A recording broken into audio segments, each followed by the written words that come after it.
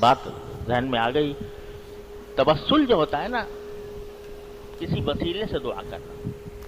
ایک تبسل ہوتا ہے اعمال صالحہ کی وسیلے سے دعا کرنا کہ میں نے فلاں عمل کیا تھا یا اللہ وہ آپ کے لیے کیا تھا, میں اس کے وسیلے سے آپ سے دعا مانگتا ہوں کہ یہ کام میرا کر دیجیے. اس کو توسل بالاعمال الصالحہ کہتے ہیں اور یہ جائز ہے, حدیث میں ہے, ثابت ہے. اور ایک توسل یہ ہے کہ میرے پاس اور تو کچھ ہے نہیں, کوئی عمل میرے پاس نہیں ہے, لیکن مجھے آپ کے فلاں مقرب بندے سے محبت ہے, اس محبت کا واسطہ دے کر آپ سے بات کروں. تو دونوں میں سے کون سا افضل ہوا ہے؟ محبت والا.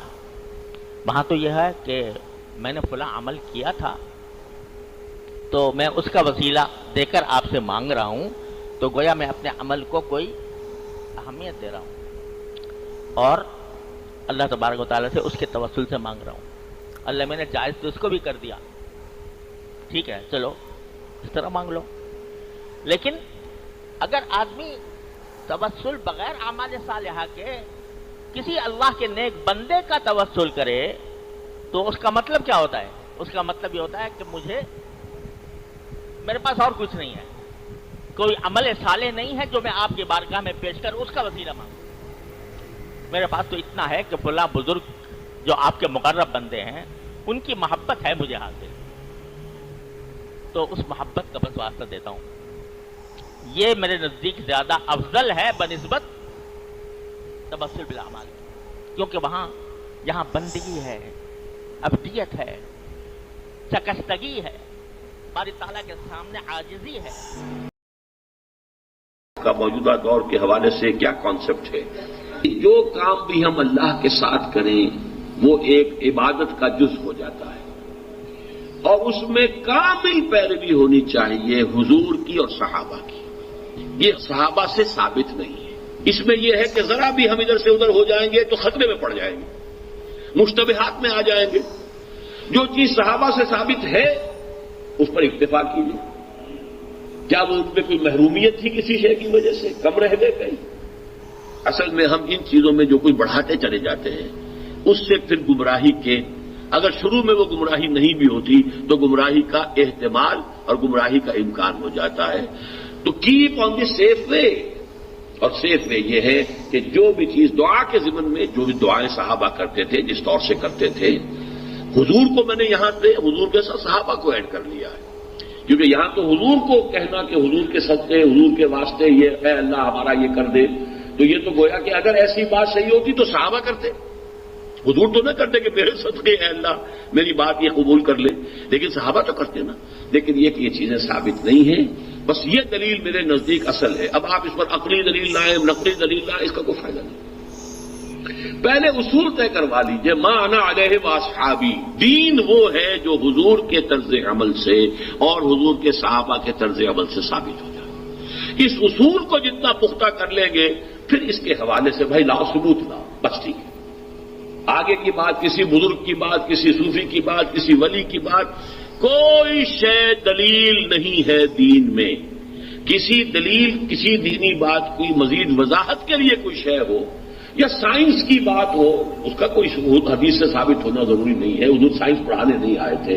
وہ فلسفے کا مسئلہ ہو, دین کی بات, عقیدے کی بات, عبادت کی بات, اور دعا جو ہے وہ خل عبادت ہے, عبادت کا جوہر ہے. یہ کسی کے وسیلے سے دعا مانگنا, یہ تین مختلف الفاظ ہیں جن کا مطلب ایک ہی ہے. بعض لوگ کہتے ہیں وسیلے سے دعا مانگنا, بعض کہتے ہیں فلاں کے صدقے دعا, اے اللہ میری فلاں کے صدقے میرا یہ کام کر دے, اے اللہ فلاں کے طفیل میرا یہ کام کر دے. تو اس میں تفصیل پوچھی جائے گی. جو آدمی اس طرح سے دعا مانگتا ہے کہ اے اللہ میرا نبی کے صدقے یہ کام کر دے, یا فلاں بزرگ کے صدقے یہ کام کر دے, یا فلاں بزرگ کے وسیلے سے یہ کام کر دے, اس سے پوچھا جائے گا کہ آپ کا مطلب کیا ہے. وسیلے کا مطلب اگر یہ ہے کہ مجھے چونکہ رسول اللہ صلی اللہ علیہ وسلم سے محبت ہے, یا میں چونکہ نبی صلی اللہ علیہ وسلم کا امتی ہوں اور آپ صلی اللہ علیہ وسلم اللہ کے محبوب ہیں, تو میں چونکہ نبی کا امتی ہوں تو اس لحاظ سے میں نبی کا واسطہ دے رہا ہوں کہ میرا بھی اللہ تو تھوڑا سا خیال کر, میرے اعمال اگرچہ ایسے نہیں ہیں لیکن تیرے محبوب کا امتی ہوں یا تیرے محبوب سے محبت کرتا ہوں.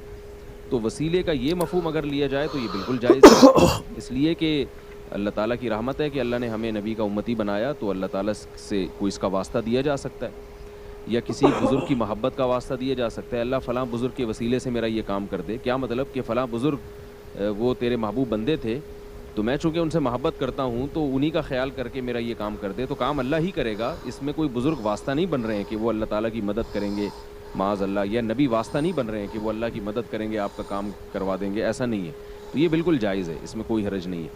اور اگر وسیلے کا مطلب یہ ہے کہ اللہ نبی کے واسطے سے کام کرے گا، یعنی اللہ نبی کے ذریعے یہ کام کروائیں گے، یعنی نبی کو گویا اللہ تعالیٰ آرڈر کریں گے اور پھر نبی یہ کام کریں گے، تو یہ بالکل شرک ہے، جائز نہیں ہے.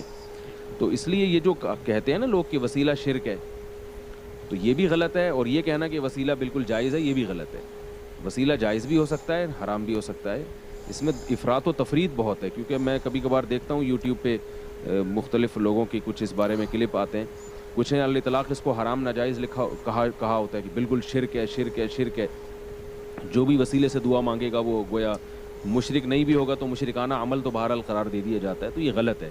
اسی طرح اس کو الاطلاق صحیح کہنا یہ بھی غلط ہے.